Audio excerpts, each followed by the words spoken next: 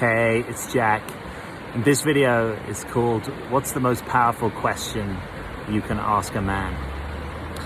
So I'm going to get right into it. The most powerful question you can ask a man in a love and dating context in right timing is, what are your intentions for me?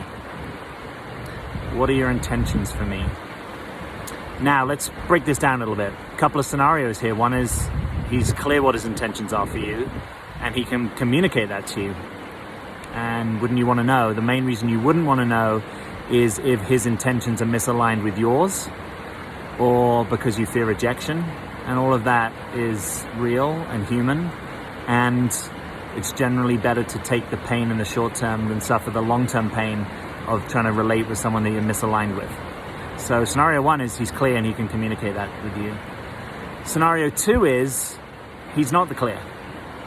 And he can let you know that he's not clear. He doesn't yet know. Maybe he's liking getting to know you. Maybe he doesn't know longer term what his plans are, whether he wants a relationship more generally, whether he wants a relationship with you. And then you get to decide over what time frame that lack of clarity works for you, right? If you're a few dates in, all good. If it's been a couple of years and he still doesn't know what he wants with you, probably not so good, right? I think most guys in most situations can clarify within a year or a year or two really what their intentions are for you in terms of a long-term committed partnership, particularly if that's what you want. So if he's not clear, you get to be with his lack of clarity, and you'll probably, in the course of having this conversation, you'll probably learn some stuff, particularly if you can listen without listening for what you want to hear, if you can actually listen to what he's trying to say to you, and if you can do it in a space where you guys can have a conversation and hear each other.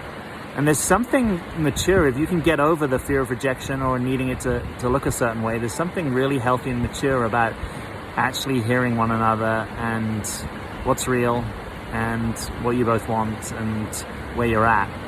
So I don't think there are too many downsides to having this conversation. I often find myself saying to people, the right guy doesn't become the wrong guy because you asked the wrong question. And this is a really powerful question and a meaningful question. There are some other ways you can ask it. You can say, do you want to be in a relationship with me? Could you let me know where I stand? Am I in your heart? Am I the one you want to be with? They all kind of approximate to the same thing. Now, ideally, you pick a good time to have this sort of conversation, right? What we don't want is that the information you're picking up is more to do with the guy's in the moment stress or his preoccupation with something else maybe he's dealing with, or he's stuck in his work, or he's got a problem that he's chewing on. So you want to find a time to have this conversation when you guys are connected and there's time to talk. Probably you're out on a date. You could at some point give him a heads up so that you say, hey, at some point I'd love to just chat with you about kind of where we're at, where things are going. And by the way, there's always a kind of opportunity cost in this, which is if this conversation isn't already happening and he's not already showing some kind of interest or initiative in this conversation, that also is information. Sometimes as guys, we're not great at affording this conversation because if we can keep the status quo, if we can keep our options open, we may be willing to. And I also find that at certain stages, guys kind of turn towards, I'm wanting to settle down, I'm wanting something committed, and I want it with you, and I want you to know that. So if you have a fear of this conversation, I really want you to get curious as to why that is. If you're afraid of finding out the truth, and it's okay if you are, but the truth sets you free ultimately. Some short-term pain is much better than long-term, building your house on the sand as opposed to something that's got more foundation beneath it.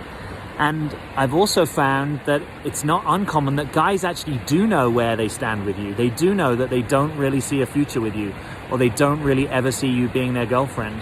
And if you're in a romantic orientation to them, wouldn't you want to know that? Wouldn't you want to honor yourself, honor your precious time, money, energy, investment, your heart, the preciousness of where you put that? That's all really important stuff. So we want you investing where it makes sense.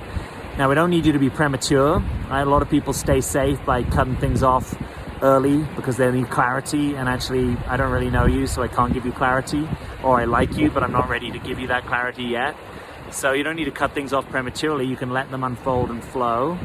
And at a certain point, if you're clear in your desire and you've been hanging out with this guy and you don't know if he's just your friend or if he wants to be outside the friend zone with you, then that's time to have some courage and step into the conversation.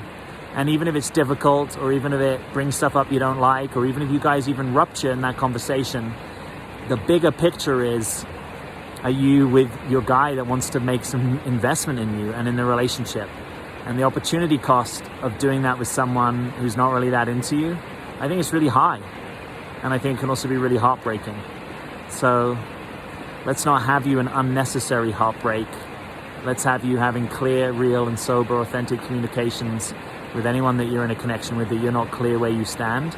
And sometimes this is also an invitation to you to clarify any connections. You know, if you're a woman and you have love connections with men, that you clarify all those connections in your life, or whoever it is you have love connections with, so that there's not these kind of maybes, could be, possibly friends with benefits, one day I could see something maybe happening. When you clarify your field, it sets a very clear intention internally and with the universe about what it is that you're looking to manifest, and why not let's have you manifest what you actually want to manifest. So all the power to you. Good luck. Thanks for being with me. I'm Jack.